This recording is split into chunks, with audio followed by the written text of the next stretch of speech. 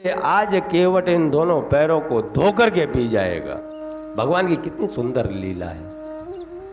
एक संत कहते हैं कि केवट कौन है, कौन है केवट?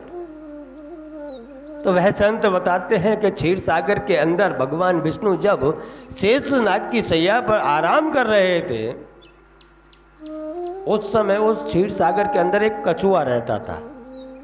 उस कछुआ को लगा कि भाई मैं जलचर हूं, मेरी मुक्ति ऐसे नहीं होगी, चलो भगवान के पैर छू लेता हूं, मेरा कल्याण हो जाएगा। तो शेष शैया पर जा रहे कछुआ पहुंचा, भगवान के चरण को छूने वाला ही था। तभी शेषनाग जी को नजर पड़ गया कि यह तो भगवान की नींद में खलल डाल देगा, इसलिए उन्होंने फन से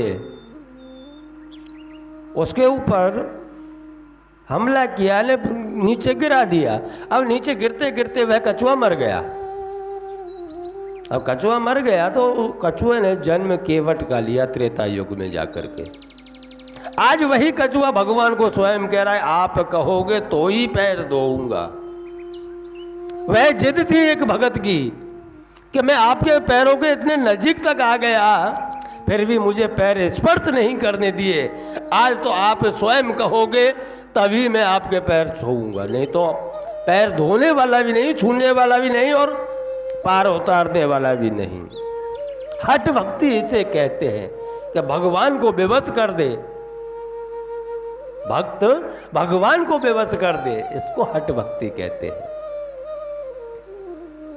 आज केवट हट कर रहा है ब्रह्म परमात्मा के आगे, और भगवान खड़े खड़े मुस्कुरा रहे हैं। भगवान बहुत से इशारे कर रहे हैं, लेकिन केवट समझ नहीं पा रहा है कि भाई सब ने धो लिए, बिना पूछे धो जाते हैं और खुद का कल्याण कर जाते। तुम पूछ रहे हो, कह रहे हो कि मैं कहूंगा तभी धोओगे, पर केवट इशारों में समझने के लिए तैयारी नहीं है। केवट इशारों में समझने के लिए तैयारी नहीं है। उसी में एक बात आती है, संत कहते हैं कि एक बार एक संत किसी गांव में आमंत्रण के लिए गए, तो वहाँ वयोवृद्ध माताजी बुढ़िया ने बहुत प्रेम से रसोई बनाई, सारे पकवान बनाए, लेकिन सब पकवान संत की थाली में पिरोस दिए और परोसने के बाद में पंखा लेकर के बैठ गई हवा करने के लिए, लेकिन पापड़ देना भूल गई। माताजी पापड़ देना भूल गई। अब आप विचार कर लीजिए कि कौड़ी की चीज हो वह आपको करोड़ों की लगती है, और जब आपको जो चीज मिल जाए वह भले ना करोड़ों की हो, वह आपको एक कौड़ी की लगती है। अगर आपको कोई कौड़ी की चीज ना मिल रही हो प्रयास करने पर भी, तो वह करोड़ों की लगती है। अगर आपको वह मिल जाए जो करोड़ों की चीज है, वो उसकी कोई मान्यता नहीं है।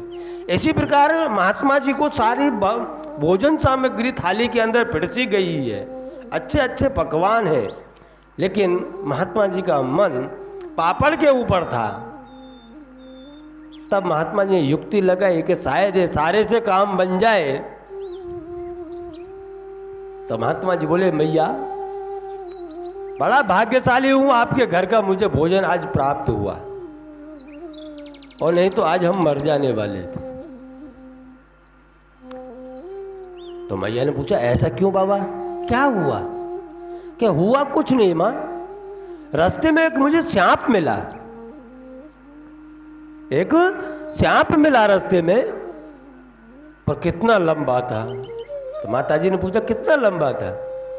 क्या ये यहां से और वो पापड़ की थाली रखी है ना वहां तक, इतना लंबा था।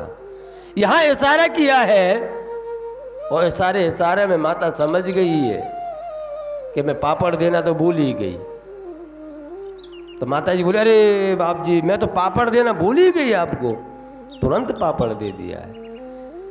वहां इशारे से काम हो जाता है, लेकिन केवट का इशारे से काम नहीं हो रहा है। बहुत सी बार तो बिना इशारे के भी काम हो जाते हैं।